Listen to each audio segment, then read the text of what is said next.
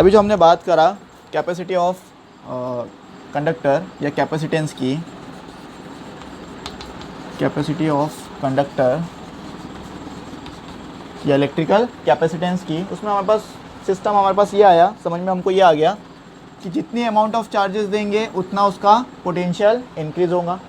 Q is proportional to V होता है, तो Q इज इक्वल टू हमने लिखा CV, that C is what, proportionality constant, और इसी को हम क्या बोलते हैं, capacity of conductor, that is capacity of conductor. यही कैपेसिटी ऑफ कंडक्टर होता है, ये बात भी हमको क्लियर हो गई। तो कैपेसिटी ऑफ कंडक्टर निकालना है तो C is equal to Q upon में V कर दो, जितनी अमाउंट ऑफ चार्जेस देंगे कितना पोटेंशियल इंक्रीज हो रहा है, इन दोनों का रेशो निकाल लो, आपको कैपेसिटी मिल जाएंगी।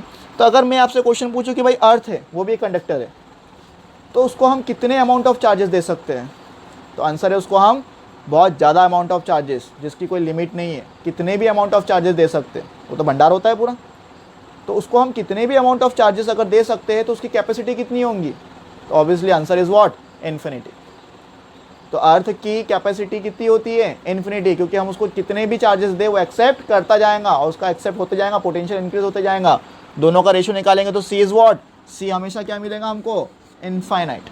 क्यों, क्योंकि उसकी कैपेसिटी इनफाइनाइट होती है, एक्सेप्ट करते जाता है वो हमेशा, ठीक है। तो अर्थ की जो कैपेसिटी होती है दैट इज इनफाइनाइट, क्योंकि अर्थ भी एक कंडक्टर होता है, ठीक। चलो सेकेंड वन, एक हम स्पेरिकल कंडक्टर देखते हैं, कैपेसिटी निकालते हैं। Capacity of spherical, capacity of spherical conductor. एक स्पेरिकल कंडक्टर हम लेंगे और उसकी कैपेसिटी निकालेंगे कि स्पेरिकल कंडक्टर आपको गिवन है कोई भी स्पेरिकल शेप का, तो उसकी कैपेसिटी कितनी हो सकती है, उसको हमको फाइंड आउट करना है, ठीक है। चलो तो उसको फाइंड आउट कैसे करेंगे, ध्यान दो। यहाँ पर हमने एक स्पेरिकल कंडक्टर लिया, दैट इज स्पेरिकल कंडक्टर, उसका एक सेंटर होगा, यस ऑब्वियसली उसका एक सेंटर होगा। हमने इस कंडक्टर को Q अमाउंट ऑफ चार्जेस दी, कितने अमाउंट ऑफ चार्जेस दी, Q अमाउंट ऑफ चार्जेस दी। तो amount of charges given, amount of charges given is what, Q, और Q अमाउंट ऑफ चार्जेस दे रहे हैं तो इसका पोटेंशियल इंक्रीज होगा, तो increases in potential, increases in potential, कितना पोटेंशियल इंक्रीज हुआ, हमने बोला V पोटेंशियल इंक्रीज हुआ। तो अमाउंट ऑफ चार्जेस हम Q दे रहे हैं, पोटेंशियल उसका V इंक्रीज हो रहा है। अमाउंट ऑफ चार्जेस हम Q दे रहे हैं, उसका पोटेंशियल V इंक्रीज हो रहा है, हमको ये पता है। सेकेंड वन, इसकी रेडियस हमने बता दी कि इसकी रेडियस है R, रेडियस कितनी है इसकी, R, ये सेंटर पॉइंट है, तो हर जगह रेडियस इसकी सेम रहेंगी, हर जगह इसकी रेडियस सेम होंगी। लेकिन हमने इसको अमाउंट ऑफ चार्जेस तो दिया है, सपोज करो बोल दो कि ये ए कंडक्टर है, स्पेरिकल कंडक्टर कौन सा है, ए है, इसको Q अमाउंट ऑफ चार्जेस हमने दे दिया। चलो इसको Q अमाउंट ऑफ चार्जेस हमने दे दिया, ठीक है, सीधी सी बात है, हमने इसको Q अमाउंट ऑफ चार्जेस दिया। ये भी बोल दो चलो plus Q amount of charges दिया, ठीक है, plus Q amount of charges दिया। पोटेंशियल कितना इंक्रीज होगा इसका, V पोटेंशियल इंक्रीज होगा। लेकिन अब देखो यहाँ पर ध्यान से कि हम ये एज्यूम करते हैं कि पूरा इसका चार्जेस, पूरे जो चार्जेस हम दे रहे हैं Q अमाउंट ऑफ चार्जेस, ये पूरे चार्जेस कहाँ कॉन्सेंट्रेटेड है, उसके सेंटर पर है। क्यों लेके चलते हैं ऐसा, क्योंकि जब भी हम एक स्पेरिकल कंडक्टर को चार्जेस देंगे तो चार्जेस कहाँ आ जाते हैं, उसके सरफेस पे आ जाते हैं। क्यों आते हैं, तो हम ये एज्यूम करके चलते हैं कि पूरे चार्जेस कॉन्सेंट्रेट होते हैं उसके सेंटर पर। तो देखो पॉजिटिव चार्जेस और पॉजिटिव चार्जेस दोनों में रिपल्शन होगा, चार्जेस कहाँ चल जाएंगे, सरफेस पे चल जाएंगे। तो हमारा ये एज्यूम होना चाहिए कि all the charges are concentrate at their centre. अब हमको ये भी पता है कि सेंटर से R डिस्टेंस पे, सपोज करो किसी भी पॉइंट पर, इस पॉइंट पर अगर मुझे पोटेंशियल बताना हो, सेंटर से R डिस्टेंस पे इस पॉइंट पर मुझे पोटेंशियल बताना हो, तो ध्यान दो यहाँ पर पोटेंशियल V एट एनी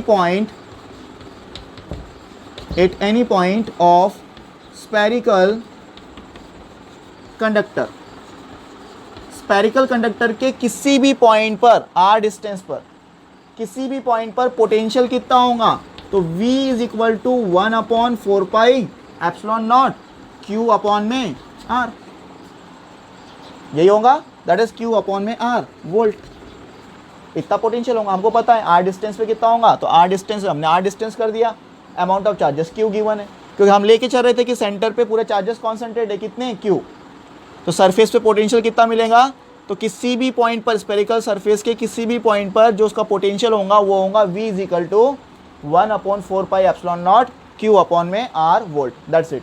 अब देखो यहाँ पर ध्यान से समझो, हमको ये भी पता है कि C इज इक्वल टू क्या होता है, Q अपॉन में V, हमको कैपेसिटी निकालना है उसकी, तो कैपेसिटी कितनी होंगी, C is equal to Q upon में V। अब यहाँ पे कुछ मत करो, Q को एज इट इज रहने दो, C की वैल्यू रख दो, किसकी वैल्यू रख दो, C की वैल्यू रख दो, तो C की वैल्यू क्या हो जाएंगी यहाँ पर 1/4πε0 Q अपॉन में R, Q से Q कैंसल, पूरी की पूरी वैल्यू कहाँ आ जाएंगी, ऊपर आ जाएंगी। तो देखो मैं यहाँ लिख रहा हूँ इसको, C is equal to 4πε0 R, क्या रिलेशन मिल गया हमको, C is equal to 4πε0 R, और ये वैल्यू क्या है, ये तो हमको पता है कांस्टेंट है, 4πε0 क्या है, कांस्टेंट है, मतलब C is proportional to R, C is proportional to R होगा।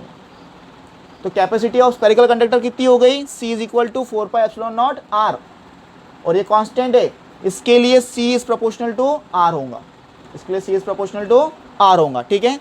चलो ये स्फेरिकल कंडक्टर की बात हो गई।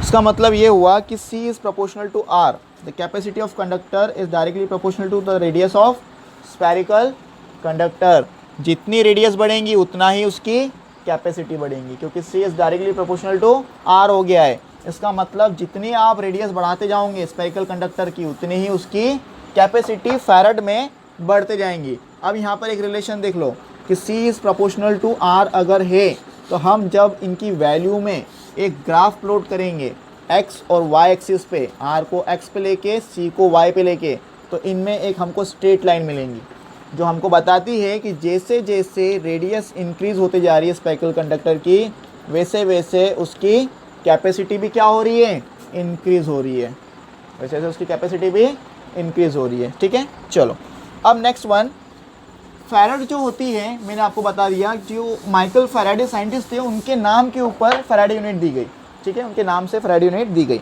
तो यहाँ पर फैराड जो यूनिट होती है, हम इसको बोल सकते हैं कि वेरी लार्ज यूनिट होती है, the unit of farad is large unit. तो हम लिख सकते हैं the farad unit is largest large unit, not largest, it's large unit. कैसे लार्ज यूनिट होती है, देखो हम इसका एक सॉल्यूशन निकालते हैं। हमको पता है C is equal to 4πε0 R होता है, where ε0 is what, 8.85 into 10⁻⁻12, that is permittivity of free space. Unit क्या होती है इसकी, यूनिट होती है कूलाम पर न्यूटन मीटर स्क्वायर, ठीक है। चलो अब हम इसको देखते हैं, C के ऊपर कॉन्सेंट्रेट करो, C is equal to 4πε0 R, ये हमारे पास रिलेशन होता है। इस रिलेशन से प्रूफ करेंगे कि फैराड जो होती है बहुत लार्ज यूनिट होती है। हम कंसिडर करेंगे if C is equal to 1 farad, C is equal to 1 farad. अब देखो 1 फैराड कितनी लार्ज यूनिट होती है, तो C is equal to 1 farad है, तो C के जगह पे हम क्या रखेंगे, 1 फैराड। यहाँ से एक रिलेशन निकालो, इस रिलेशन से R is equal to 1/4πε0 C, ये बात समझ में आ गई। R इज इक्वल टू, इसको नीचे भेज दो, 1/4πε0 C, और C कितना एज्यूम कर रहे हैं हम, 1 फैराड, और हम बताएंगे कि 1 फैराड की रेडियस कितनी होती है। अगर कोई कंडक्टर है, उसकी कैपेसिटी कितनी है, 1 फैराड है, तो उसकी रेडियस कितनी होंगी, और जितनी रेडियस होंगी उतनी उसकी कैपेसिटी बढ़ेंगी। आ रही बात समझ में, क्योंकि C is proportional to R होता है। तो हम बताएंगे कि 1 फैराड कितनी बड़ी यूनिट होती है, या फैराड कितनी बड़ी यूनिट होती है, उस चीज़ को हम प्रूफ करेंगे यहाँ पर। तो देखो C is equal to 1/4πε0 into C कर दो। अब हमको रेडियस बताना है, हमने बोला R is equal to 1/4πε0 is what, 9 into 10⁻⁹ coulombs में हमने पढ़ा है, that is what, 9 into 10⁻⁹ into 1। तो रेडियस कितनी आई, रेडियस आई 9 इंटू 10⁻⁹। आ रही बात समझ में। इसका मतलब क्या हुआ, ध्यान से समझना, यहाँ पर रेडियस काय में निकलेंगी ये, that is what, coulomb farad, farad को डिवाइड कर दो तो ये मीटर में आ जाएंगी। अब देखो यूनिट का कॉन्सेप्ट भी समझ लो, ठीक है। यूनिट का कॉन्सेप्ट क्या होगा, यहाँ से ही देखो, एप्सिलॉन नॉट की यूनिट मुझे होना, मुझे पता है उसकी यूनिट क्या होती है, कूलम स्क्वायर पर न्यूटन मीटर स्क्वायर। उसकी दूसरी यूनिट मैं बता रहा हूँ आपको। इस रिलेशन से अगर मैं एप्सिलॉन नॉट को बाहर कर दूँ तो ये नीचे आ जाएगा, C अपॉन में 4 पाई r। क्या ये हो जाएगा भाई, एप्सिलॉन नॉट को मैं अलग कर दूँ तो ये पूरी वैल्यू नीचे आ जाएंगी, C अपॉन में 4 पाई r हो जाएगा। अब यहाँ पर ध्यान दो, epsilon naught is equal to C is what, farad, upon में r is what, metre, farad पर मीटर। तो यहाँ पर इसकी वैल्यू जब हम रखेंगे तो यूनिट क्या हो जाएंगी, फैरेड पर मीटर, और 1 फैरेड उल्टी हो जाएंगी ना, मीटर पर फैरेड।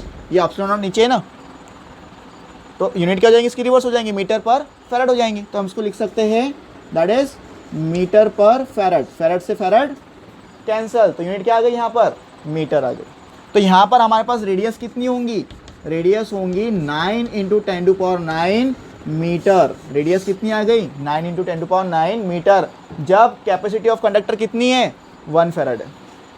कैपेसिटी ऑफ कंडक्टर कितनी है, 1 फैरेड है। अब देखो जो रेडियस ऑफ अर्थ होती है वो कितनी होती है, तो रेडियस ऑफ अर्थ जो होती है वो होती है 6.4 × 10⁶ metre.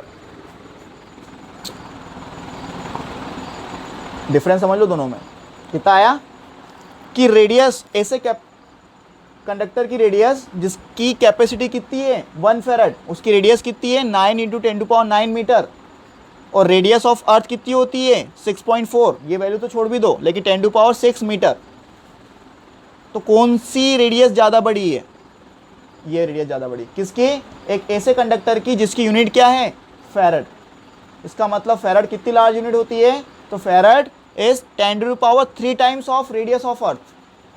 Farad is unit is what, 10⁻³ times. कैसे 10⁻³ टाइम्स, तो यहाँ पर देखो, तो यहाँ पर अगर मैं 9 × 10⁹ को डिवाइड करूँगा रेडियस ऑफ अर्थ से, दैट इज व्हाट 6, तो मुझे मिलेगा 10⁻³ मीटर, मीटर, मीटर से मीटर कैंसल, तो कितना मिलेगा 10⁻³ टाइम्स।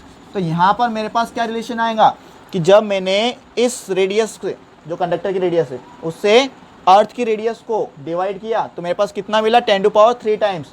इसका मतलब 1 फैरेड यूनिट जो होता है वो 10⁻³ टाइम्स होता है किसके, रेडियस ऑफ अर्थ के। कितनी बड़ी यूनिट होती है, अर्थ से भी, रेडियस ऑफ अर्थ से भी ज़्यादा मल्टीप्लाई में होती है। मतलब the 1 farad unit of spherical of any of conductor, किसी भी कंडक्टर की बात कर लेते हैं, ठीक है। तो 1 farad is unit of conductor is 10⁻³ times of radius of अर्थ। लेकिन हम अभी किसकी बात कर रहे हैं, इस रिलेशन से स्पेरिकल कंडक्टर की।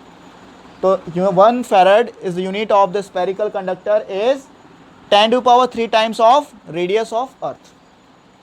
तो 1 फैरेड इज इक्वल टू, फिर से समझ लो अच्छे से, 1 farad is equal to 10⁻³ times of radius of earth. तो रेडियस ऑफ अर्थ से कितनी ज़्यादा होती है, 10⁻³ टाइम्स, मतलब कितनी बड़ी यूनिट हो गई है। इसलिए हम बोलते हैं farad is unit is large unit, ठीक है। फैरेड कैसी यूनिट होती है, लार्ज यूनिट होती है, ठीक है। चलो ये पार्ट हमारा यहाँ पर कंप्लीट हुआ।